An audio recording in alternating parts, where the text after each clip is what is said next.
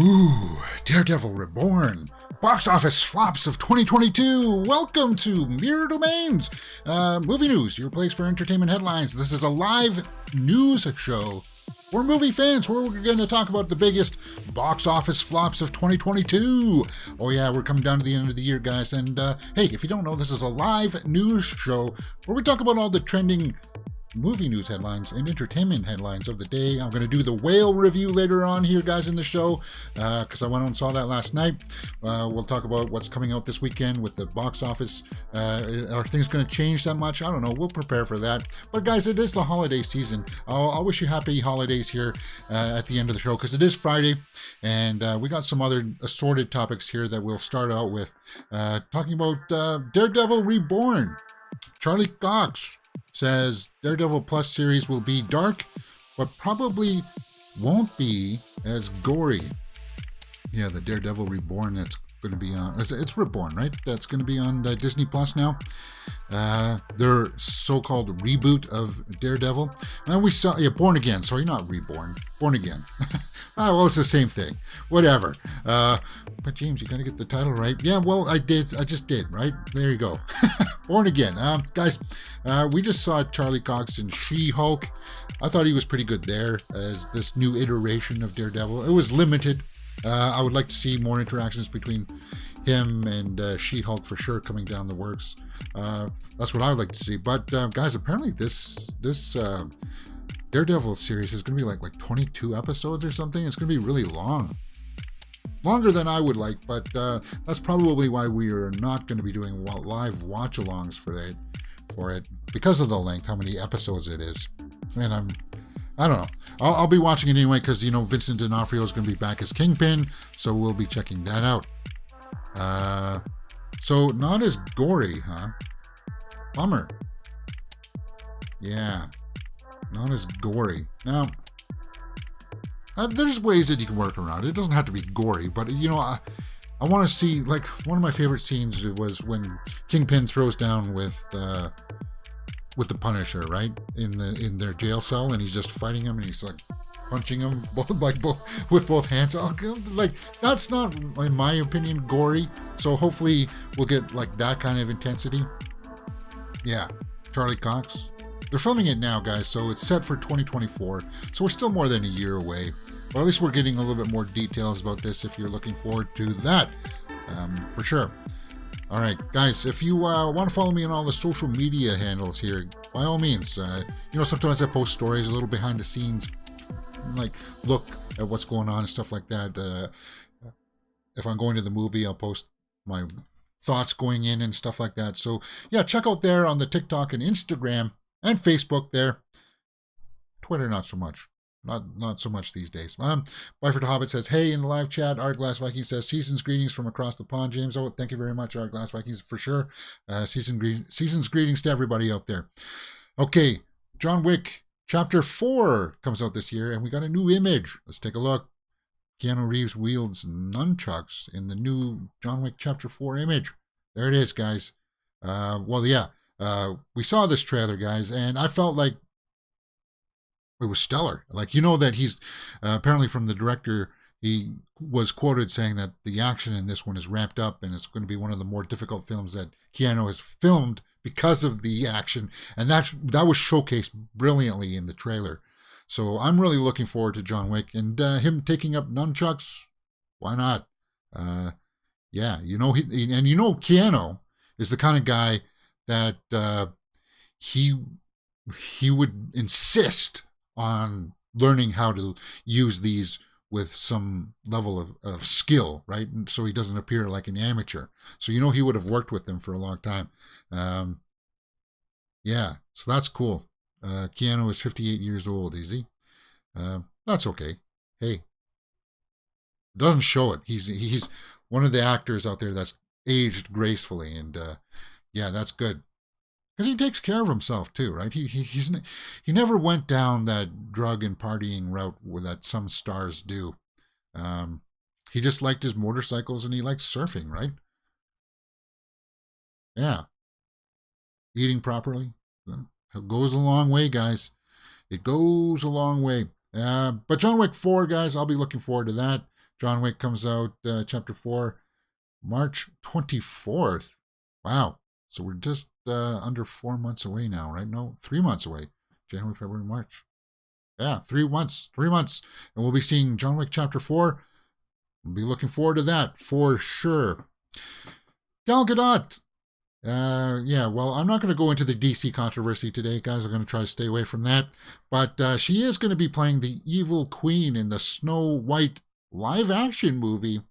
And she posted some fan art in celebration of Snow White in the 85th anniversary. Well, she can play an evil queen. God, just look at her. That was from Death on the Nile, right? And she was good in that too, guys. I found Death on the Nile very charming, and I'm glad that they're making a third one, as Kenneth Branagh says he wants to make a third one. So that's really cool. But anyway, I digress. I was mesmerized by Gal Gadot there. Yeah, she's going to be the evil queen in the live action series, guys. Let's take a look at what the fan art is. It's not that much. It's just it's doodles. So it's just doodles. Is that what it is? Miss Diamond's doodles. Okay, guys, I hit the play button, but nothing happened. Oh, it must be playing a song in the background or something. A song that hopefully isn't going to get me copyright claimed. But you know what it is. Snow White is going to be played by this female right here, who was in West Side Story. That's, Rachel Zegler, sorry. Zegler. For some reason, I wasn't prepared. Well, hey, it happens. I was making cookies this morning, so I didn't have full time to take a look at what the stories are all about. But yeah, we've seen images of her on set in our so-called first look at Rachel Zegler as Snow White. Yeah, it's just her in the costume. I thought it looked, well, like Snow White, right? Wow, actually, I don't know, man. Oh, that doesn't look good. So I'm sorry. I think that if they go with that bright kind of color palette, they're going to make the same mistake Disney did with Pinocchio this year. They went with the Tom Hanks CG kind of like abomination that sort of looks like the cartoon but doesn't version, where they did have color palettes like this, and it didn't work. It missed the mark. They just, like, it was one of the weirdest things, right? And then Guillermo del Toro came along and knocked it out of the park with his version of Pinocchio, which we did a full live reaction to here on the channel, guys. If you want to see my full movie reaction to that, go check that out. But this, I don't know, it gives me pause. But we'll have to see how it goes. I'll be watching it because I like Gal Gadot, and I'll be checking that out as that comes out. Wow. Yeah, Snow White live action. I want to see what the release date is. I should have pulled that. March 22nd, 2024. So it's still more than a year away. Like a year and 15 months, right? So that's a long way away. They're working on it now. Whatever. Moving on. Night Court Reboot, guys. This is something I'm kind of excited for, because I grew up watching Night Court. John Larroquette. There's an exclusive thing out there now. I can't play too much of it, but Michelle Rauch, right? Rauch was in, well, actually, I should probably have watched the clip to see how she pronounces her name. Roach. She was in The Big Bang Theory, but yeah, there's a small little thing out there of her kind of introducing herself. She plays the daughter of Harry Stone in this, right? So yeah, hold on. I'd just like to know what's underneath all that. You're the judge.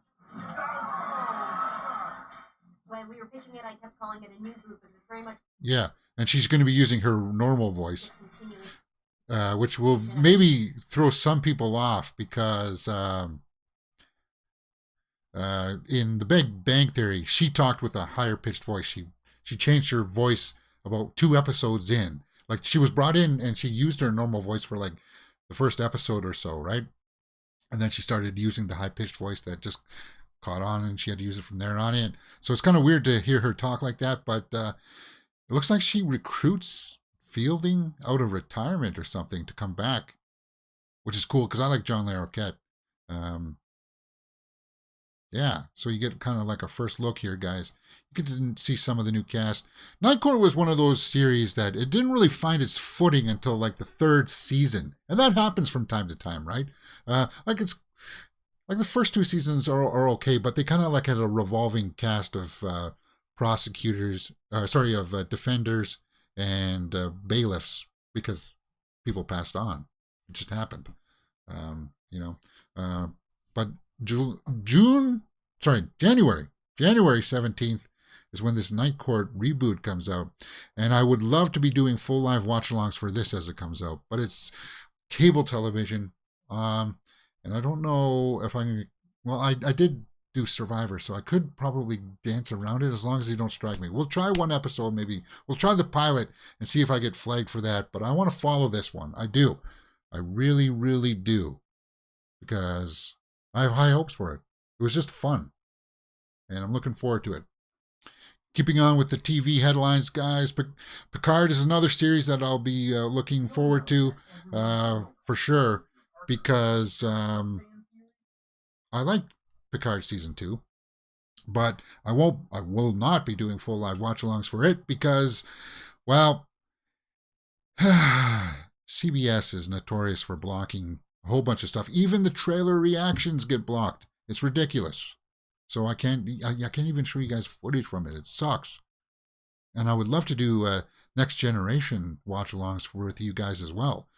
While the catalog is still available on Netflix, I would love to go through and watch all of those episodes with you guys and give you my thoughts on it.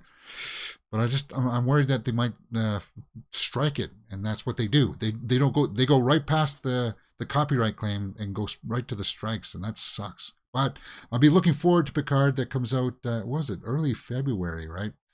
And they're saying that this is the biggest Star Trek event in 28 years?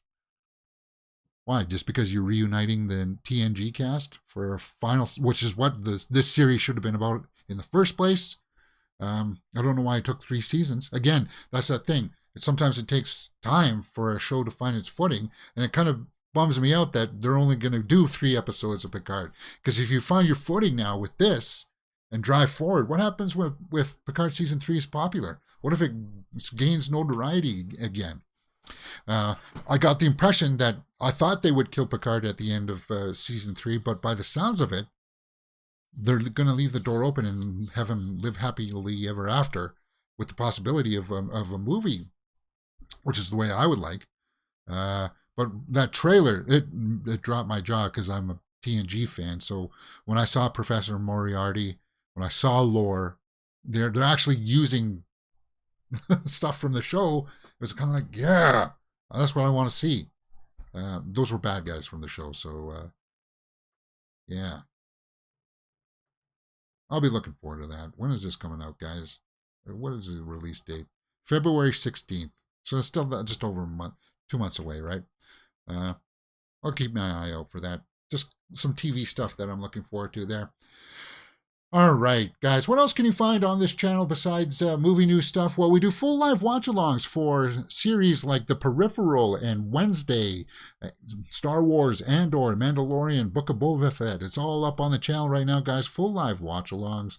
Moonfall, we do movie reactions as well. Full movie reactions. We're slowly getting into that. Once people catch on to find out what I'm doing here, it's going to be a madhouse in the live chats for these kinds of shows because people like to interact. We did Moonfall, The Samaritan. That one I'm changing my mind on it. I think it was actually a lot better than I remembered it.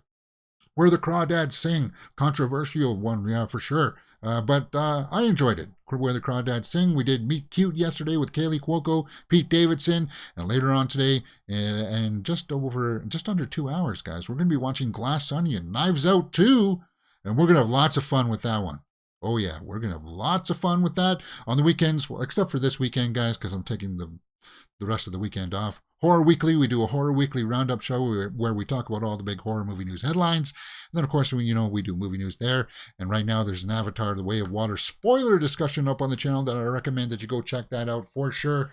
Because, guys, if you like movies, you like trailer reactions, straight out of the theater reactions, everything movies, guys, everything movies here on the channel. It's live, so you can interact with me in the live chat there for sure. Our Glass Viking says Keanu really came into his own in Point Break, and I've been a fan ever since. Yeah, for sure. Keanu was awesome. Point Break is one of my favorite action movies of all time. It is. That foot chase scene, and Gary Busey, at the peak of his powers, I think, right? Utah, get me too. He's the one that inspired me to get into eating meatball sandwiches. Right here. Yeah, for sure. Our Glass Vikings also says Snow White costume looks like she's ready for one of the Disneyland's parades. Yeah, parade. That's exactly what that Snow White costume looks like. It's cringe. It's very cringe, isn't it? You just kind of look at it and you're like, ooh. Yeah, I don't know, guys. I don't know. We might miss the mark with this one. It's not too late to change that. Or maybe it is if they started a lot into principal production. Biford the Hobbit says, I hope you don't forget about the early guys when you hit the big time. Yeah, well, yeah, trust me. Hey, you guys are on the bottom round here. Like one day we're just going to wake up and we're going to jump from 3,300 subscribers and it'll be 4,000. And then it'll just kind of snowball.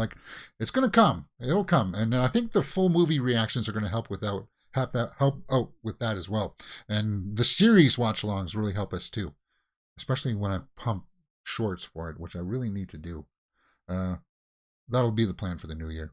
Our Glass Viking says, you've earned your place, James. Looking forward to 2023. Yeah, 2023 is going to be kind of interesting. I'm going to have to take a small break from this kind of an intense schedule, because I got to go out and get enough money to buy a new rig. And as much as YouTube does pay, it's not going to be enough to get I want to spend a $2,000 rig. So I'll unveil that in the new year and stuff. We'll talk about that. Okay. I'll still be doing a show at least once a day, though. Even if I have to work a 10-hour job or something, I'm going to come home and still turn on the camera. It's just the timings. The timings will shift around because I want to have a computer that can edit 4K video. I think and to get a good GPU, I want to spend the top money on the GPU. I want to spend at least $1,600 on the GPU alone, on the graphics processor, and then I insist on SD hard drive. Yeah, so I want it. I would at least 500. I would love a terabyte of SSD. So there you go. Small insight. Let's get into the main topic of the day, guys. This article was up on Hollywood Reporter, and we're going to talk about the biggest box office bombs of 2022. Armageddon Time director calls a film a commercial failure, but dismisses the importance of box office. And that's what caught my eye here. And it got me thinking about... well, yeah, this will be a good time to talk about some of the biggest box office bombs of 2022. I don't quite understand this quote here. Calls the film a commercial failure, but dismisses the importance? Guys, why do we make movies? We make movies for art. Yes, some people do make it for art, but the main reason is so that we can make profit and put money in our pockets so we can put a roof over our heads and food in our bellies, right? That's why we make it. To earn money. I don't know why you would be dismissing the importance of the box office. James Gray directed Armageddon Time. And we'll take a look at the box office numbers here now, and we'll start to break down some of the biggest flops here. Armageddon Time, I didn't see. I guess I should put it on my must-see list. I think I will. James, put that on your must-see list. Armageddon Time, because I do like Anne Hathaway, and I want to make sure that I get some of these films in under my belt before I publish my best of the year list. But he did Ad Astra. Oh, he did We Own the Night. Okay, Armageddon Time. Commercially, the movie was a failure, Gray told the publication, but so everything I mean, I know that's not true. Black Panther Wakanda Forever is not. But now in a situation where literally every single one of these movies is not doing well, and in some way, that's the great equalizer. But as a film person, that has absolutely no bearing on the long-term reaction to a film. And if I'm a film person and I have no idea what the box office receipts were of, A Clockwork Orange or something, I try to divorce myself from that as well because I can't do anything about it. Well, that's kind of like the catch-22 there, right? You make a movie with the intentions of having it say something, a statement either about society or just just a certain perspective on something. Not every movie has to have a message, which whatever the film is, box office is still part of the bottom line of it, right? And they're just trying to say, well, Clockwork Orange is a well-regarded film from Stanley Kubrick for sure. You don't know what it did in the box office, and that's what's happened. Like, some movies were box office bombs, but they still found an audience and resonated with them. They just didn't make money. And what do you do with that, right? It's just part of the machine. It happens. I wouldn't be dismissing the importance of the box office, though, man. James Gray, I wouldn't. I would just look at the budgets. So let's go to Armageddon Time. Let's take a look at what that made in its haul. 5.6. Ooh, yeah, that's not good. Well, most people never even heard of Armageddon Time. I heard of it, but it was never on my radar. Marketing has a lot to do with that too. So the budget for it was $15 million for Armageddon Time. $15 million, and it only made $5 million. So that's made a third of its budget back. But remember, that's not including marketing budget. That's not including what this theater's haul would take. So that definitely is a box office bomb. Without a doubt, Armageddon Time with a bullet is one of the year's biggest flops. And that's what kind of started me on this little rabbit hole today, where we'll start looking at other stuff that also did bomb. A lot of people out there will say, what else? Amsterdam. Amsterdam is a huge bomb, right? Is it a huge bomb? 31.2 million worldwide on a budget of 80 million. Oh yeah, James. Ooh, yeah, Amsterdam. That is indeed a big box office bomb. With Christian Bale, Margot Robbie, Taylor Swift, a huge cast, guys. And I had fun with it. And it's just one of those movies where I think a lot of people, well, some of the majority of the critics saw it, and they saw that it had like political messages. And yeah, I would say that it was wagging its finger at one of the political sides there in the United States. So that probably turned off a lot of people. But I liked the movie. I was one of those people that was like, oh, I hear all these bad reviews. I don't want to go see it. And then I actually was like, it's not a bad film. Actually, I had fun with it.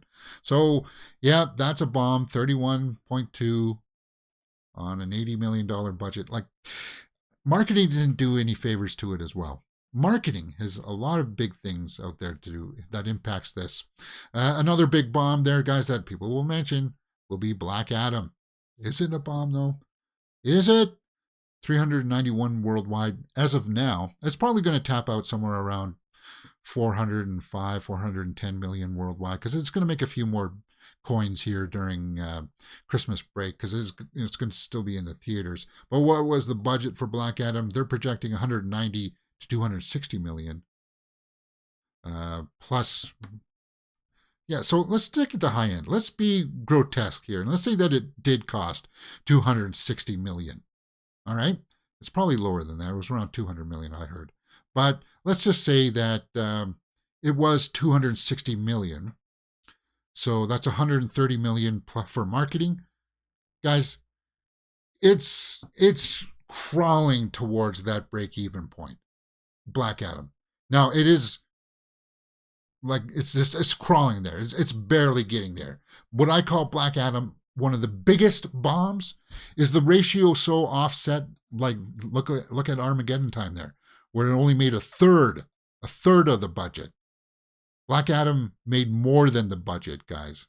Black Adam made more than the budget, so you can't tell me that it's one of the biggest bombs of the year. But people out there, some other pundits, yeah, will say, no, James, you're wrong. It's a bomb. It's one of the biggest bombs. Well, it's the most notoriety, like highest bomb, like most, because people went out to see it. Because not everybody went out to see Armageddon Time, but it happens, right? I heard strange World was the biggest flop. Oh yeah. We'll take a look at that in just a few moments too.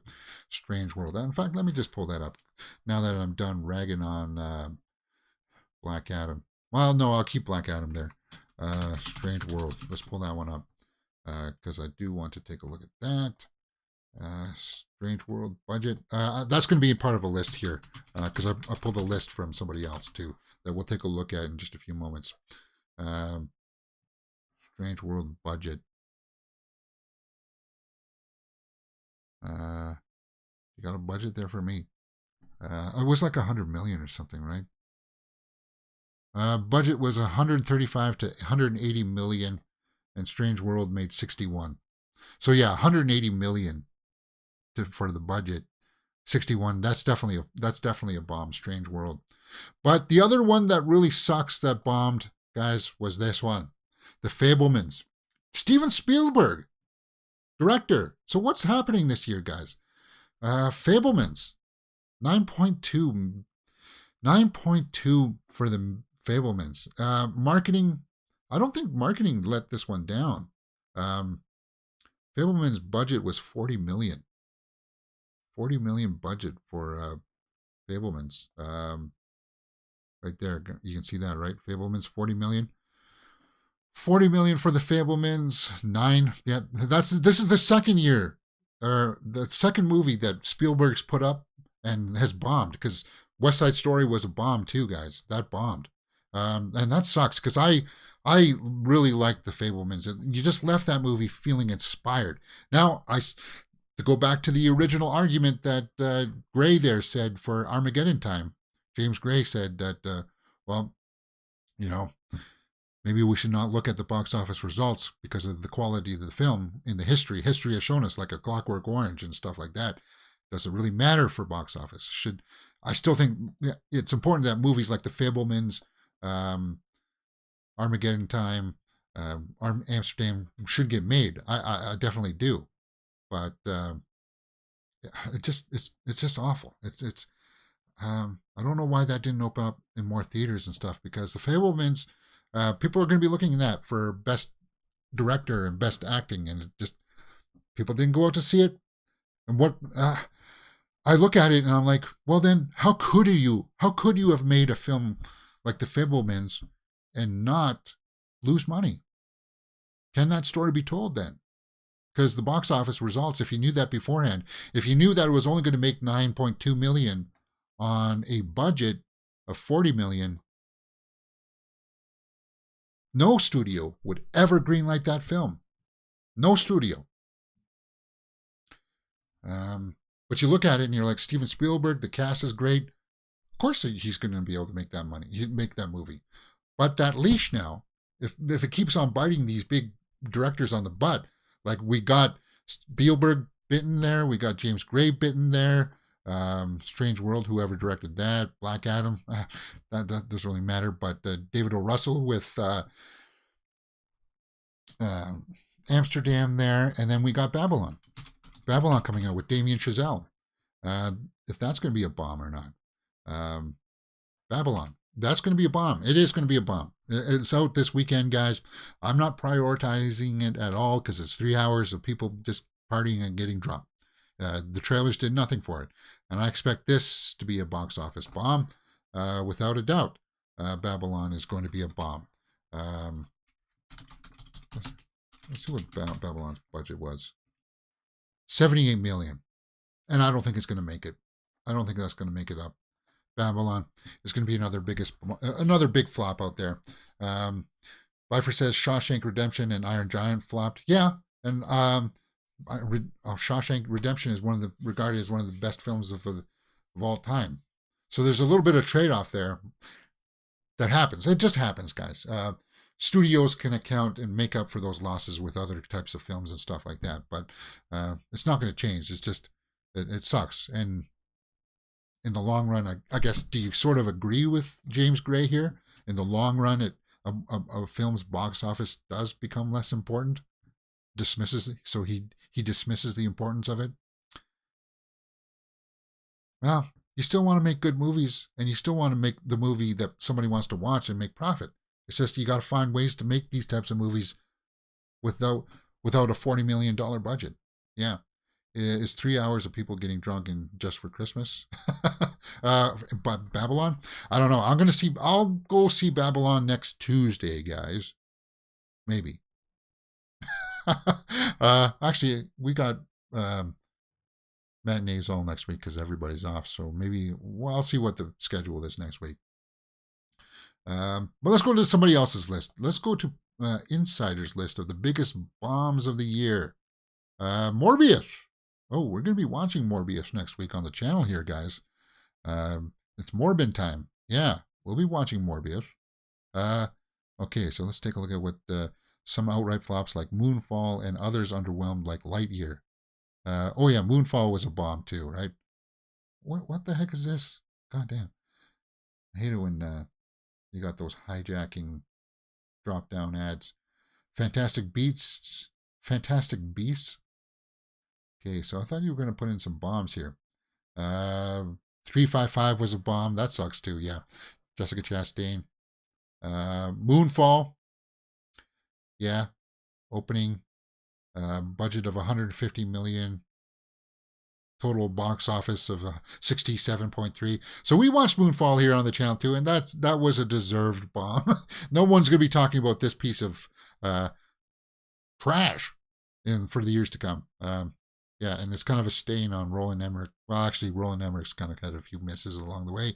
I would say that it would be a stain on his resume, but most people forgot about it, right? Moonfall, terrible film. Blacklight.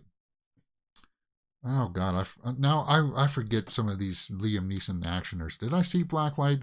Was this the one that was supposed to be kind of like a noir film? Total box office haul was 15.9 with a budget of 43 million. Yeah, normally he's money, but there's been a few come and go Liam Neeson action movies that people just didn't go out to see. Okay, Blacklight. Wow. Morbius. Yeah, what did Morbius do? 167 million worldwide on a $75 million budget. No, well, that's not a bomb. That's not a bomb, guys. Because it made more than double its budget plus marketing. It barely scraped even. This is in the same boat as Black Adam. It just barely crossed that break-even point. So yeah, maybe it did lose a little bit of money, but it's not a huge amount. Ambulance, I don't really care about. Fantastic Beasts, that was a big one, right? Global box office 405 on a budget of 200 million. See, no, that's not a bomb, guys. That's not a bomb. It just underperformed. The Northman. Really? Was The Northman a bomb? Budget of 60 million with a global box office of 69.6. And then there's a great case of, yeah, you watched Blacklight. Your review wasn't positive. Okay. Well, hey, there you go. See, and I guess this goes to the point of James Gray's thing, is that I really like the Northman. And I think Northman is going to appreciate it in the years to come. Just because it's going to find that audience of people seeing, oh, yeah, it is kind of like Hamlet, right? This is what kind of sort of maybe inspired it. And it's just beautifully shot. Like the locations and the color palette, yeah, you get these muted grays, but there's also like the landscapes in the background. It's beautiful, beautiful, and I want to watch it again. I want to watch the Northman again. If I can, I don't know if we can stream that with you guys. I do. Unbearable Weight of Massive Talent. Yeah, that one kind of came and went. That's still on my must-see list. Pedro Pascal, Nicolas Cage. Lightyear, yeah. I saw Lightyear. I was not that impressed with it. A bit too long for a kid's movie.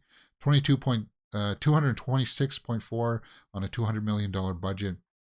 So yeah, that very underperformed. 3,000 Years of Longing.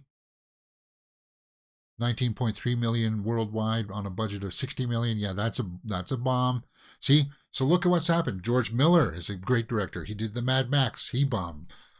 He's added to that list of great directors with movies, producing movies that bomb. Bros. Yeah, nobody went out to see Bros. Sorry, guys. 14.7 on a $22 million budget. But the director didn't do any favors when he came out and lambasted everybody, saying, "Oh, you didn't see it because it was about a gay couple." No, that's not what. Well, for some people maybe, but it just didn't appeal to me. I didn't know what the heck was going on in the trailer, and I just kind of like, meh, whatever. Amsterdam, yeah, we talked about Amsterdam. Why is this taking so long to load, guys? And it sucks for Margot Robbie. Well, does it? I don't know. Because she's in Babylon as well. And if she's in Babylon and Amsterdam and it bombed, oh, she's still a name, though. People will go and see it simply because of her. She said that's a bomb, right? That was a bomb. 10 million worldwide on a budget of 32 million. Because they're just doing it now. Harvey Weinstein, he just got convicted, guys. So, I mean, like, this movie was a little too early, way too early. It's not the right time for this. Because Harvey Weinstein just got, convicted, right? So those things are, you got to let that get into the cultural zeitgeist before you come out with something like this. It was way too early for this to come out. But I hear good things about the acting. I do. Is that it from this list? That's it. All right. Yeah. Biggest box office bombs of 2022. Black Adam. See, it's just a big ticket item out there, that Black Adam is. But yeah, Amsterdam, Moonfall is going to be on that list for a lot of people. The King's Daughter. Oh, yeah, I remember the promotion for that. The 355 with Sebastian Stan. Yeah, Margot will be fine. Barbie to the rescue. Yeah. Amsterdam. You guys know how I feel about that. You know how I feel about Black Adam. Lightyear. Moonfall. You know how I feel about that. I said on Letterboxd that, Roland Emmerich didn't get the memo that big smoke monsters do not work. But he used one, and it didn't work. Strange World, yeah, Bifer said that. He called it that one. Strange World is definitely a bomb. And Turning Red. Oh, yeah, that wasn't that straight to video? Wasn't that straight to Disney Plus, Turning Red? But what are your guys' picks? Do you agree with, do you like some of those films? Like, I liked Amsterdam, and I like The Fabelmans. But some of the biggest flops, box office bombs of 2022. What do you guys think? Let me know in the comments below. Opening up this week, we do have Babylon. Avatar 2's box office is going to be fine. It's going to be fine. It's going to stay number 1 this weekend. Avatar: The Way of Water scores second best Wednesday of 2022. Puss in Boots: The Last Wish has 3.2 million on its first day. So, I hear good things about Puss in Boots too. In fact, Puss in Boots: The Last Wish will be the last movie that I'll be seeing in the theaters for 2024 or 2023. Sorry, 2022. What the heck am I talking about? Sorry, guys. I'm getting ahead of myself here. Because I'm going to go see it early 2023, first week of January. I'll be seeing Puss in Boots with my niece and nephew, I think. So that'll be fun. I'm not going to post a review for it or anything. It'll just be added to my list at the end of the year. But Avatar, it's going to be fine this weekend. It's going to stay number 1. Let's just pull up the weekend's box office here for what's going to happen, what's opening up this week. Because you got Babylon opening up, and you got The Whale opening up, a worldwide, wider release this week. So yeah, Puss in Boots for daily. What is this? Okay. So Puss in Boots 3.2. The weekend, this weekend, yeah. Avatar's going to be dropping around to about 70 million. I think Avatar will be in the number 1 spot. Then Puss in Boots will be number 1 or number 2. And then maybe, no, I think The Whale is going to be number 3. And then I think Babylon. If that, I think Babylon might even not make the top 5. Ooh, I don't know, guys, because Wakanda Forever is still going to hang in there, and Violent Night's still hanging in there. So Babylon's got to make more than 5 million, I would think. Yeah, maybe not though. Maybe not. It's 3 hours. People just want to go see Avatar. They do, and Puss in Boots. So I don't know what audience is going to go see Babylon. I don't. They'll be fine. All right, one of the new movies opening up this weekend, guys, is The Whale. And I forgot to put in my poster there on the side, but can I do that now? maybe I can do that now. I'm going to be setting up here. So I'm going to be just taking a small break here because I'm going to cut my... I'm going to cut out this to be part of the review that I'll be posting for this. I'm going to cut this out and have it as a formal review here for my show. Sorry, I'm just multitasking. Okay, post that in there. Post 0. And I think we got this working, guys. I think we got it working, right? No? Whoops, not that one, James. That one. No, I don't have it working. Just a quick moment.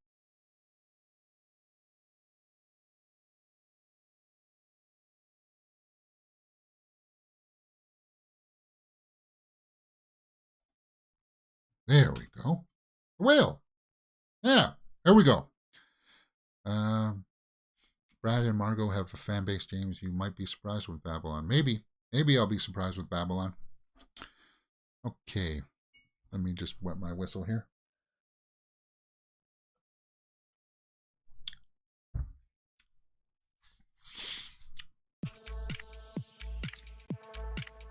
The Whale stars Brendan Fraser, Sadie Sink, and Hong Chow. And wow, guys, it's a good film. Let's talk about it.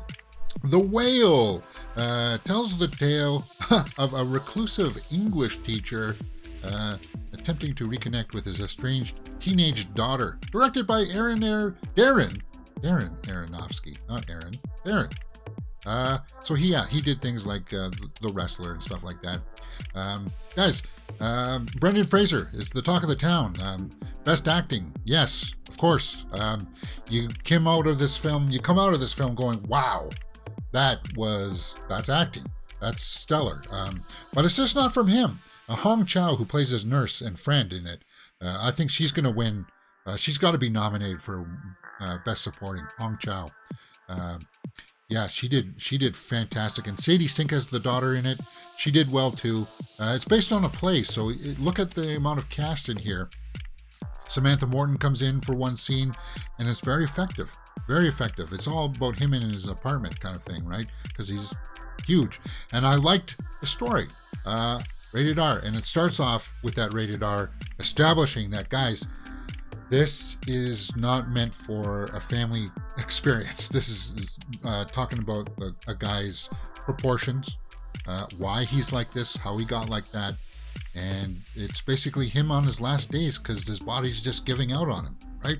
And in those last days, he wants to try to reconnect with his daughter that he's estranged from. He was married. He had a daughter. He fell in love with somebody else, and he left the marriage, and the daughter resented him because of that. So that's how that played out. But I like this film quite a bit. It has an interesting aspect ratio that you need to know about. If you've seen it from the trailers there, you can see right there, guys, that the aspect ratio is that old school TV style, right? And I think they did that choice because they wanted to while they shot and they used wide angle lenses, they just cropped it, right? And I think they wanted to do that so that when you're watching it and you can see like how big he is, that he fills up most of the screen. I think that's why they used that kind of aspect ratio. But don't worry about it, guys. Once you get into it, the story moves along very well. And I like just the use of metaphors in it and stuff, because they were really hearkening back to writings like Moby Dick and stuff like that. And it added, actually, it got me interested to go and read Moby Dick, because I've read excerpts and I've read the opening and I think closing chapters of it, because I never had to study it in high school. Lots of people do. I need to go back and read Moby Dick. I know that a lot of people don't like it, but I like, that he was a writer and he was like trying to inspire people to be passionate about the things that you do. And if you can accept that as its overlying message, then yes, it's a great film. Where some people may have problems with it, though, and know this, is that it does make some statements about God and what God means to him and stuff like that. because there's like a missionary that comes by and tries to convert him and stuff like that. So it does take some time with that subject matter, but it only has to do, I guess, mostly because his husband, or I guess they weren't married, but his lover was into that stuff. He came from a family of that, so they have some bold statements to say about that, but it's minor when it comes down to the performance from Brendan Fraser. You want to go see it because of that. It's definitely, I think it's Aronofsky's second best film. I think it is, because after The Wrestler's my favorite, but The Whale, yeah, guys, let's go over to the tomato meter and see what people are saying about it, and see if I agree with the score here. Now, it's 63% by the critics, 92% by the audience. It's opening up this weekend, guys, wider releases, so I recommend that you go check it out. There's a couple scenes in it where if you saw it in the trailer, you see him crying, saying that he wants to do at least one good thing with his life. If that line sold you, wait till you see it in context with the scene that's playing out, because it's even more heartbreaking. The Whale, it got me, man. It, like, towards the end, like the last 10 minutes of this film is intense. And it's not because of an action scene, it's because of acting and story and the setup that built up to it. It's just, it got me. It got me on that level of just like, wow. Yeah. So my initial impression of the 63% is probably because some of the critics didn't like this stuff about God. That's what I'm thinking. So let's go down and take a look at some of the snapshot reviews and see what people were saying. Here, let's take a look at a good one here from Minneapolis Star Tribune. Fraser's choices are subtly intelligent that we barely notice what amounts to his costume. So attuned are we to the way his Charlie teeters on the brink of life and death. I don't quite understand that. From Globe and Mail, here's a bad one. The Whale is not a cruel spectacle. It's just a dull, repetitive one. No. Then you're... Oh, repetitive. Now you're not. You didn't watch the movie very closely, did you, Barry Hertz, at the Globe and Mail? Because that's exactly what they were saying about Moby Dick. And you didn't get that, did you? Huh. Because there were parts in it where I was kind of like, well, because I look at story structure when I watch a movie. I look at it, well, here's a lull, but how long is the lull standing for? But the movie's also talking about how stories like Moby Dick do have lulls, and I see what Darren Aronofsky was doing there. So I thought that was good storytelling. I did. Let's go down and take a look at some more here. Let's take a look at another bad one from the Boston Globe. Aronofsky has proven he can direct. So what to make of the fact that this film is hateful and vile? What? Hateful? Oh, why? Because they didn't talk about God in the same way that you would like? And he didn't even... he didn't refute God. He didn't come out and say that he doesn't like him or anything. He just holds him responsible for what happened to his partner. And they do have a conversation about their daughter turning evil because of the hatred. His daughter is very, very... They go out of the way to make a point to you as the audience that the daughter really despises him. And I like that. Sadie Sink does a great job of conveying that, because beyond the frustration that she felt abandoned, Sadie Sink is of the caliber of an actress that you can tell that she's angry at him, but you can tell that she's also hurt. Sorry. Oh, God, yeah.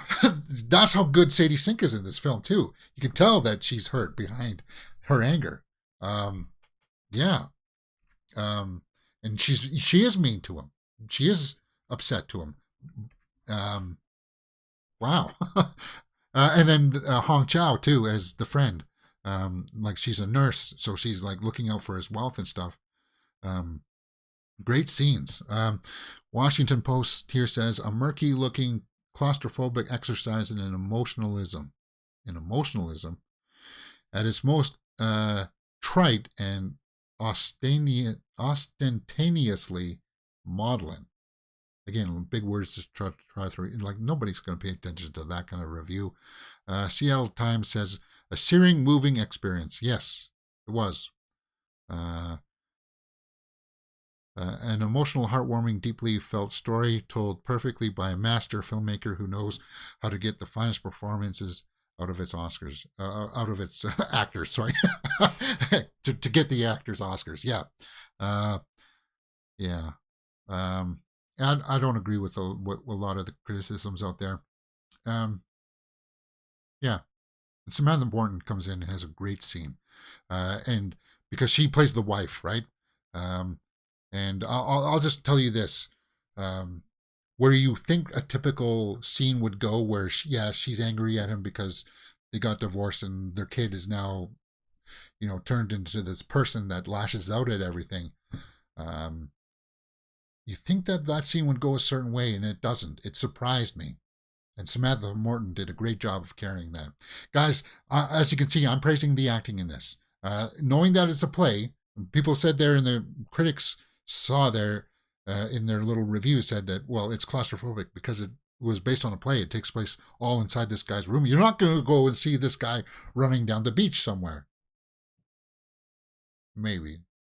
But it's stellar performances, and I think it's worth a look, and it's worth because the underlying message is just that people are good. People want to be good, and it's a kind of a tragedy what happened to this guy. But I will concede that he did it to himself too. He did it to himself, getting that large, right? And he went over the line, and he can't come back from that line sometimes. And that's what that movie, that's what The Whale talks about, and it examines, right? When you're past that line of no return, and what you just got to prioritize what's important to you, and that's family and the people that you love. And I think that's the message of The Whale that some people just aren't getting. But I recommend that you guys go check it out, because I give it a thumbs up. Sorry, not thumbs out. I think I would probably end up giving The Whale an 8.5 out of 10. That's where I would land. 8.5 out of 10 for The Whale. Stellar performances, guys. Go check it out for sure. And I don't think it'll let you down. And it's going to be one of in the talks for Oscars. So, yeah. All right, guys, that's it. If you like what you've seen, hit that thumbs up button and subscribe. You're watching Mirror Domains.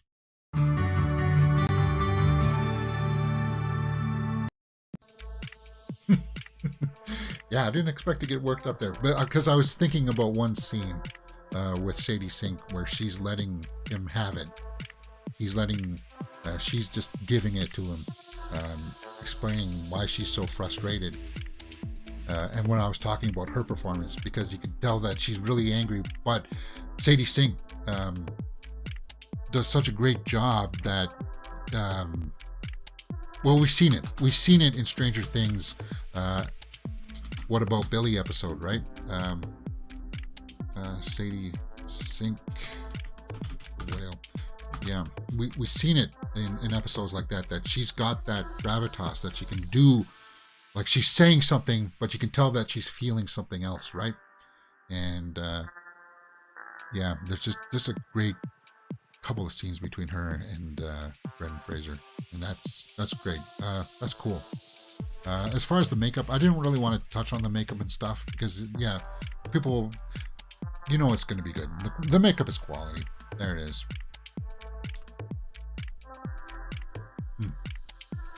That one's going to, it's a movie that's going to resonate with you. It will once you see it. All right, guys, we're 11:55. Where are we at? Yeah, we were going to do the Reddit roundup. Maybe we'll just do the Twitter roundup. No? Yeah, maybe we'll just do the Twitter roundup. See what's up out there. If any trailer drops, I don't think that there is. If there is, I'll do a trailer reaction over the next 3 days or so. But yeah, it's just more award stuff. I expected a slow news day today, so I don't expect that much. Callahan's Strongman. Callahan Sprogman. Do we know who this guy is? He's got some big pipes. Why are we looking at this guy? Yeah, I don't know who the heck he is. Was he in Troll? Why is this guy being photographed? Shadow and Bone. Okay, that's what he's in. All right. Glass Onion, starting today, guys. It starts today. We're going to be watching that in just over an hour. Noah Centineo, Nicolas Cage on this dream scenario. Nicolas Cage is bald in this movie? Where's his... Oh, that's his arm. Okay. Noah Centineo. We just saw him in Black Adam. I liked him in Black Adam. I guess we're not going to see any more Atom Smasher, are we? Bummer. That sucks. Daredevil, Charlie Cox, Tatiana Maslany. Yeah, we talked about that at the start of the show. I want to see more interactions of that. That's pretty much. Yeah. Well, guys, let's end it off there for today. Yeah, let's end it off there. No, nothing really huge going on right now. We're gonna end off. It's not the end of the year. We'll do shows next week. I don't know if we'll do movie news shows next week because I don't expect a whole bunch of movie news to break. If it does, we will, of course, do shows next week. We'll be doing shows. We'll be doing movie reactions all next week. For sure. Yeah.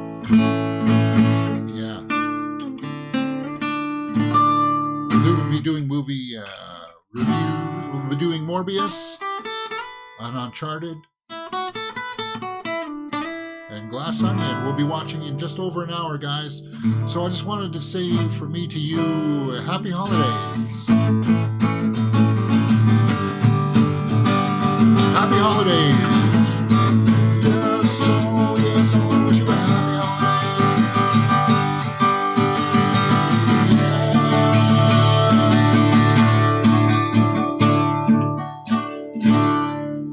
Ooh. And I still got to wrap some gifts. It's coming down to the 0 hour, and I haven't wrapped gifts. You know what? I'm probably going to wrap it the night of. That's just me. It is what it is. Is it still snowing out there? Yeah, guys, we're supposed to be hit with a big snowstorm here in where I live, and I just wanted to leave with one final story that was up on Deadline. Iowa sports reporter lets viewers know he's not about being sent to cover a blizzard. Yeah, I don't know why news studios need, or news stations feel the need to stick some guy out in the storm saying, yeah, guys, it's really bad out here. It's really snowing hard. I don't know why they have to do that. Just put the camera out there. You don't need to have somebody go out there. And this guy who covers sports goes out there and he gets bitter, man. He gets bitter that he's got to go out there and do that. Go check it out because it's comical in a bit of a way. But yeah, here in Southern Ontario, we're going to get hit with a storm. I don't know if you guys can, probably not. It's too bright. The camera will. Actually, I'll post maybe a picture of it on the social medias later on there, guys. But if you're not going to join us for Knives Out, Glass Onion, in a little bit, I just want to wish you happy holidays. I am going to be for sure not streaming on or doing anything for the 25th or the 26th because I'll be doing family stuff, guys. And hey, that's what it is. Maybe tomorrow I'll do something small, but if I don't, I don't. If not, happy holidays, guys. Go out and enjoy your time with your family and your friends. Raise a glass of, I'm going to be having hot apple cider. And happy holidays. See you next time on Mirror Domains.